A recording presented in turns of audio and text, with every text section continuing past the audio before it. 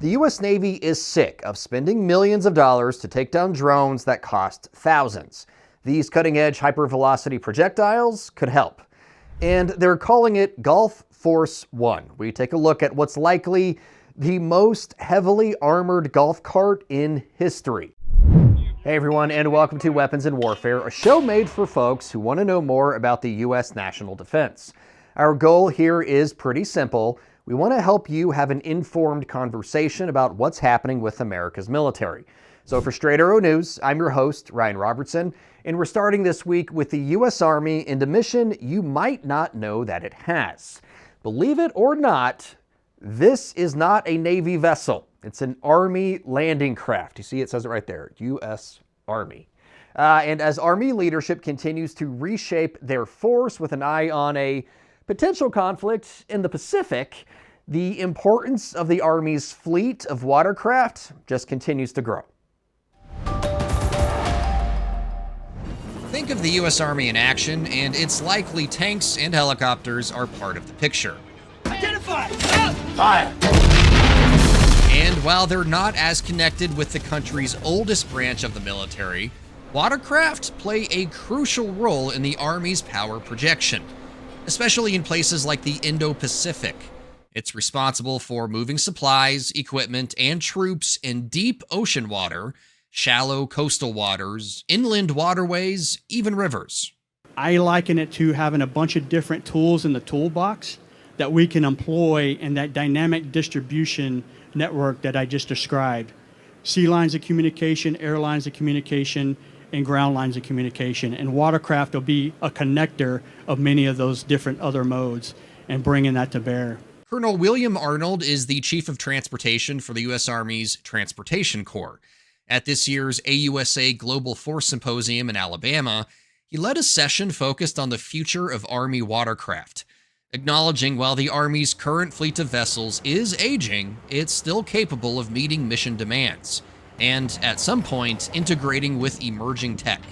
We're looking for help to understand how can we do littoral mapping without having to put mariners in the water to go figure out what beach gradients are, for example, to see if we can beach one of our watercraft. We're looking for capabilities that are out there that can do that rapidly, be able to use AI to feed decisions back into the mariner populations before we decide we're going to bring any vessel or any capabilities to a beach, for example. According to the Government Accountability Office, here's what the Army has at its disposal and what's on the horizon. 8 logistics support vessels that are capable of delivering vehicles and general cargo. 17 LCUs, that stands for Landing Craft Utility. Those are capable of delivering 350 short tons of cargo or 320 combat-equipped personnel. Next up, 9 LCMs, that's Landing Craft Mechanized. Those carry troops, cargo, and equipment. There are 6 small tugs for repositioning other watercraft and 30 modular causeway systems for a total of 70 watercraft. Plus, the Army is expected to acquire 13 new maneuver support vessels by 2036. So that capability right there is really new capability that we're bringing in that can maneuver in the tactical zone and maneuver forces very rapidly in and around the littoral areas. Brigadier General Shane Upton of the Army Futures Command tells us Army leadership is also looking to industry partners and embracing the opportunities autonomous vessels offer a force with a growing list of responsibilities while experiencing potentially tighter budgets. We're going to put autonomous boats in the water as the Army, and we're going to pair them with those mariners and have them learn the collaborative behaviors, how to command and control them, give us an assessment and feedback from a soldier that does this for the United States Army in a forward theater. Chief Warrant Officer Nicholas Laferty with the Army's Combined Arms Support Command says it's about embracing the idea of doing a lot more with less. We're open to tiers of autonomy on our current craft, how we can just take one step up the ladder to potentially reduce that load and make those war fighters' lives a little bit more focused, right? Let their focused energy be on the threat at its hand. For all that's different between the Army and Navy's fleets, there are parallels, especially in terms of maintenance. According to that GAO report we talked about earlier, the Army's watercraft fleet experienced a significant drop in its fully mission-capable rate, falling from 75% in 2020 to less than 40% in 2024. Major General Michael Layler of the Army's Tank Automotive and Armaments Command is backing a push for 3D printing in the field to turn things around. The idea is fix forward, deliver forward, and this particular level of maintenance in watercraft is ripe for it, because no two watercraft, as all you know out there, many of you who are near and dear to your heart, none of them are the same. They're snowflakes. And so there's all sorts of non-standard parts that could be advanced manufactured. And honestly, it's a great ground for expansion of technology and solving problems. So what's next? How does the Army's fleet overcome its maintenance issues and stand ready for action in the Pacific should the call come? First, General Layler says, like the Navy, the Army is actively looking for allied partners to help bridge the gap. We are in next year going to expand our ability to contract maintenance to other countries that we haven't used before. Predominantly, we've been West Coast, East Coast, Hawaii, Japan, Korea. Now we're going to see us expand to Guam, Singapore, Philippines, Australia, you name it. I've been to most of them in the last 6 months, trying to drum up some business, and business will be good. As for adding watercraft, in March, then Deputy Chief of Staff for the U.S. Army Pacific, Major General Jeffrey Van Antwerp, told Stars and Stripes in a conference call, quote, that leased vessels provide a pretty phenomenal capability and a pretty high level of readiness. No word yet on how many, if any, vessels have been leased. All right, joined now by super producer Brett Baker. Brett, when we were putting this story together, we have talked about the Army using ships before, but really when we, start doing the research on it, it's really surprising how many boats the Army has. I will say, we've learned a lot, I think, in the course since, we started producing this show. And yeah, I didn't really know that the Army even had boats or vessels. And yeah, so I think it's a really interesting part of the puzzle, especially with how they're building things for the Indo-Pacific and where they think things are going to go. These things are going to play a very important role in whatever that becomes. So it's obviously important for the Army to put a priority on that and kind of get where they need to be, which they're not right now. Right. And the idea of leasing some vessels, I mean, that could be a good move in a pinch, but when you lease a vessel, you don't own the vessel. And I mean, we did a story on, the right to repair, last week. So it's like, if I just have kind of some qualms about it, when you lease it and don't own it, can the owner refuse to let you use it for a time? I mean, it just kind of introduces a quagmire. So owning is usually better when it comes to military equipment, in my opinion. Definitely an interesting workaround. I will say, obviously, though, if you lease it, then maybe you've got more readily access to it than what they've got right now. I mean, right now they're in a shortfall from the vessels they need. One thing I was thinking is, they're replacing the landing craft mechanized. With the MSRV lights, the maneuver support vehicle light. I can see a scenario where they keep both of those for a time if they're in the need, because they've already got them. Yes, they're supposed to be replaced and cycled out. But if you need the vessels, you've got vessels. So I could see a place where those just kind of stay in. The other thing I kind of find interesting is they make it a real point. They're not sailors, they're mariners. Right. And so, I would never thought an Army mariner is kind of an interesting thing. But yeah, it's something the Army's going to have to work hard for coming up in these next few years to try to get that fleet, where they want it to be. Absolutely. And we have some more fleet news to talk about in our headline segment. So without further ado, Brett, let's get to it. Some interesting news coming out of a House Armed Services Committee hearing on U.S. Navy posture and capabilities this past June. In August of last year, the USS Jason Dunham tested BAE Systems hypervelocity projectiles during a composite training unit exercise as part of a Navy initiative to enhance low-cost air and missile defense against unmanned aerial systems. We've reported on this projectile before. I recently spoke with Tate Westbrook, the senior director for naval weapons at BAE Systems. He's a retired Navy captain and a Commodore with nearly 3 decades of service. And I talked to him about what this capability brings to the force. Despite Navy's efforts to date, we still cannot reload missiles at sea underway. They're working on it, but we're not there yet. So when you're out of missiles, you're out of missiles and you're out of the fight. The great news is with 5-inch projectiles, we can reload on a regular basis anywhere around the world. U.S. Navy and allies can replenish their 5-inch bullets at sea anywhere in the world. The trials involved the Dunham testing HVP, while the USS The Sullivans tested Lockheed Martin's Longbow Hellfire, Anduril's Roadrunner, and Raytheon's Coyote.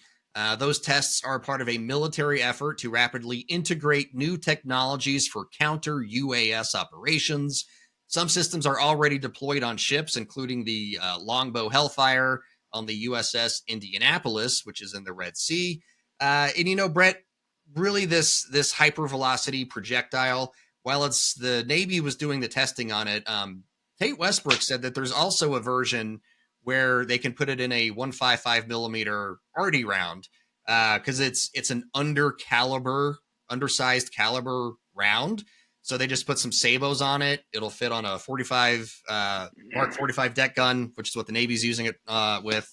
And you can throw it in a Paladin or any NATO standard 155 artillery launcher, and suddenly you have a hypervelocity projectile that can correct its path in the air.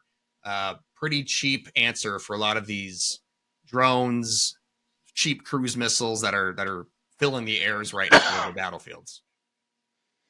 Absolutely, and it's something that has been a big priority for the Pentagon, is to get these more replicable, cheaper, faster kind of products out to the folks who are having to do the job.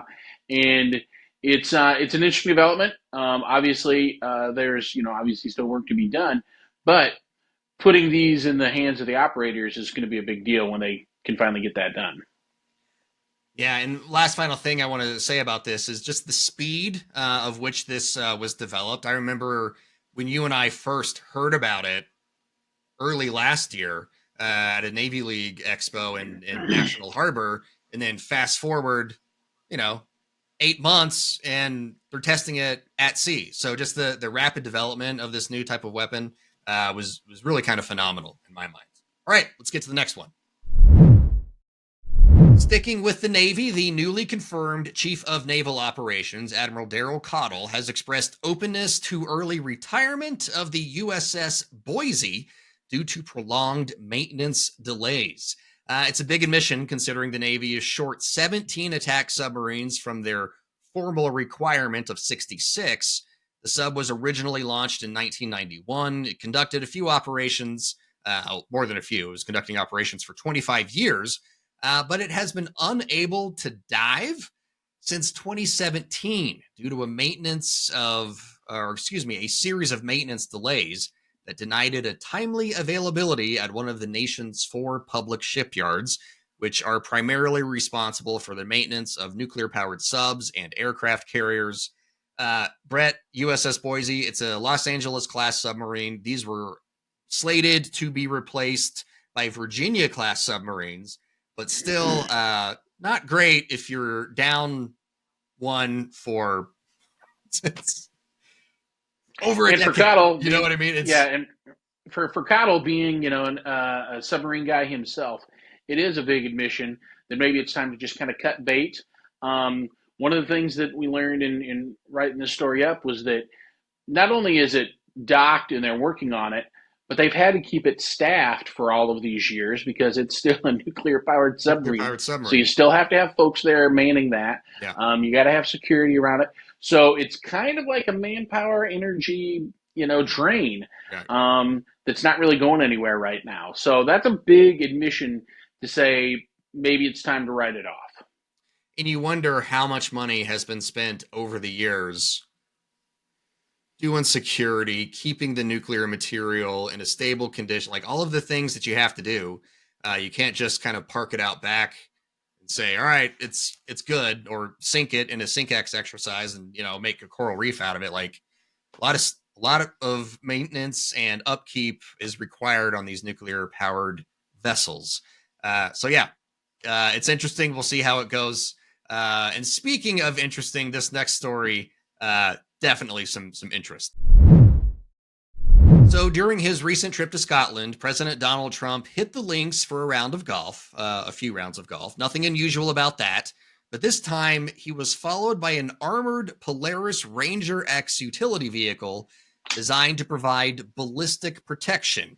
The War Zone is reporting the vehicle, now dubbed Gulf Force One by the press, is part of the presidential fleet of specialty vehicles, according to a White House spokesperson.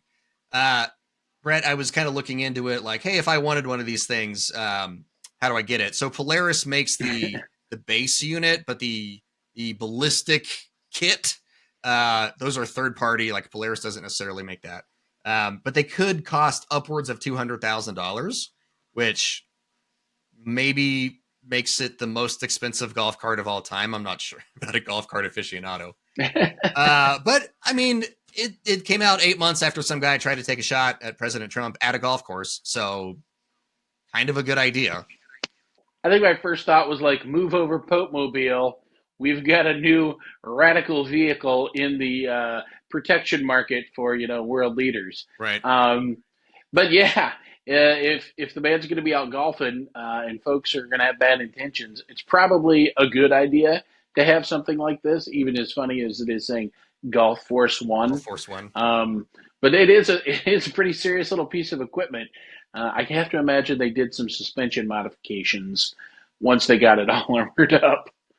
Yeah. Standard kitted out Razor is not going to be, Polaris is not going to be able to carry that much. But like we did on our recent story, Polaris makes one that can carry 3,600 pounds with the third axle on there. So, I don't think all that ballistic armor is going to weigh that much, but it's going to be able to carry it. Now, is this going to travel with? I mean, obviously, it was in Scotland with them, so my mind goes to, okay, so the logistics of packing Gulf Force One, or do they have multiple Gulf Force Ones? Well, what they call his car the Beast, and right. I know that they take the Beast with them wherever they go. Yeah. I have a feeling it's probably not that big a deal. Just throw it in there. If they've got room in the 747 to slide in Gulf Force One as well. We'll see. Well, I guess when they come out with the new Air Force One, if there's like a toy hatch on the back of it that we can see this thing rolling out of, that would be pretty cool. That would be awesome. All right. Hey, Brett, thanks for joining us again. You got it. If there's a word that best describes what American military leadership is looking for in today's weapon systems, it's versatility. They want systems that can serve multiple purposes across multiple platforms. It's a description that certainly fits the Joint Air-to-Ground Missile, the JAGM, and that's why it's our weapon of the week. Officially known as the AGM-179 and built by Lockheed Martin, the JAGM was designed to replace the aging Hellfire and TOW missiles on rotary wing and unmanned aircraft. In use since 2022, the JAGM represents a progression in air-to-ground missile technology, offering a more versatile, precise, lethal, and adaptable weapon system that can take on a wide array of battlefield challenges. So the missile is effective against air threats, ground threats, and maritime threats. And regardless of what platform I operate the missile from, whether from aircraft, from ships, or from ground systems, the missile is capable against those threats. The JAGM comes in two variants, the MR for medium-range targets and the F for the fighter, fixed-wing, fast-mover crowd. You can increase the range of mission sets for the JAGM by throwing it in a quad launcher too, which can then be mounted on a vehicle or a vessel at sea, making it a very capable piece of any unit's arsenal. With our concept, the ship can maintain on station and provide a reload by drawing missiles out of the magazine sourcing the launcher, and then as you draw missiles from the magazine, should you need more, I can bring missiles out to the ship, refill the magazine so the ship can stay on station for much longer periods of time. One of the biggest problems the JAGM addresses that previous systems, like the Hellfire, had issues with is its ability to see the target no matter what's clouding the picture on the battlefield.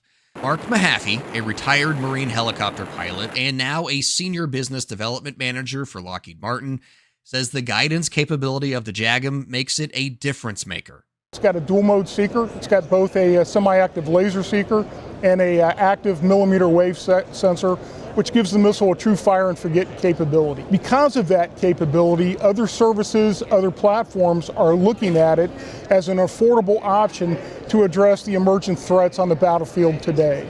The U.S. Army, Navy, and Marine Corps are the primary users of the JAGM, but Uncle Sam said it's okay to sell them to the United Kingdom and the Netherlands. And the Texas of Europe, Poland, is also planning to acquire the missile. I'm allowed to make that joke, Texas. I was born there, and I remember a world with Fur's cafeteria. All right, folks, for this week's Comms Check, we have an update on a staff favorite here at Weapons and Warfare, the Boeing MQ-25 Stingray. For those of you new to the program, first, thank you for joining, but you should also know the MQ-25 is a carrier-based unmanned aircraft system, aka a drone. Stingrays will refuel and extend the range of the carrier air wing, as well as relieve manned aircraft like the FA-18 from having to carry out tanker duties. The nearly decade-old project has had some mixed news of late, some good, some not so good. On the bright side, during a recent quarterly earnings call, Boeing's president and CEO, Kelly Ortberg, had an update on the Stingray. On MQ-25, the team began ground testing and successfully worked through the production move to our new facility, bringing the program closer to first flight for the U.S. Navy. Unfortunately, the news isn't all sunshine. A new budget document from the Secretary of the Navy's office reveals the expected operational date for the project was pushed to the third quarter of 2027. That's after already being pushed to 2024 and then 2026. The Navy plans to eventually acquire about 76 Stingrays and wants enough funding in its 2026 budget for 3 production units. Each unit carries a current cost of around $161 million. All opinions expressed in this segment are solely the opinions of the contributors. All right, folks, that's going to just about do it for this week's episode. Like we said at the top of the show, our mission at Weapons and Warfare is to help regular people understand more about the U.S. military and why taxpayers are being asked to spend $1 trillion a year on it. If you want to help us in that mission, you can. Download the Straight Arrow News app and start sharing our content on your social feeds. For my wrap this week, I'm going to share some of my thoughts on a story I saw on my social feeds. This one right here. It's about a city councilman in Danville, Virginia. It's a small town, so he still needs a day job to support his wife and kids. That's where he was when another man, Shotzi Michael Buck Hayes, came into his office and dumped gasoline on Vogler. The two went outside, and Buckley Hayes lit Vogler on fire. Buck Hayes later told police he wanted Vogler to die. He didn't. He just received severe burns to 60% of his body and will likely require years of treatment to recover. Instead of expressing concern for their fellow humans, though, or dismay that we're now at a point in society where we're lighting each other on fire in frickin' parking lots, comment section was full of people wondering what sort of city councilman Vogler was. Was he a Republican or a Democrat? Because the answer to that question somehow determines the level of compassion that we will show someone who was the obvious victim of a horrible crime. A crime which stemmed from a personal argument and had nothing to do with the fact Vogler was on the city council. In moments like this, I often think back to the words of Congresswoman Barbara Lee. She was a Democrat from California, and after the 9/11 attacks in 2001, she was the only person to speak out against the authorization to use military force, which gave President Bush and all successive presidents the ability to use the military without congressional approval. It was a time of raw emotion in our country. We were hurt, and we wanted someone to pay for it. So, when she said, "As we act, let us not become the evil that we deplore," for some of us, myself included, that was hard to hear. We wanted retribution, and she was telling us to use our heads. 24 years later, tens of thousands of lives and trillions of dollars. Turns out Barbara Lee was probably right. So, in our current climate of political division and economic hardships, when many of us are feeling hurt, betrayed, and abandoned, remember, as we act, let us not become the evil that we deplore. For senior producer Brett Baker, video editor Brian Spencer, and motion designer Dakota Patillo, I'm Ryan Robertson, Straight Arrow News, signing off.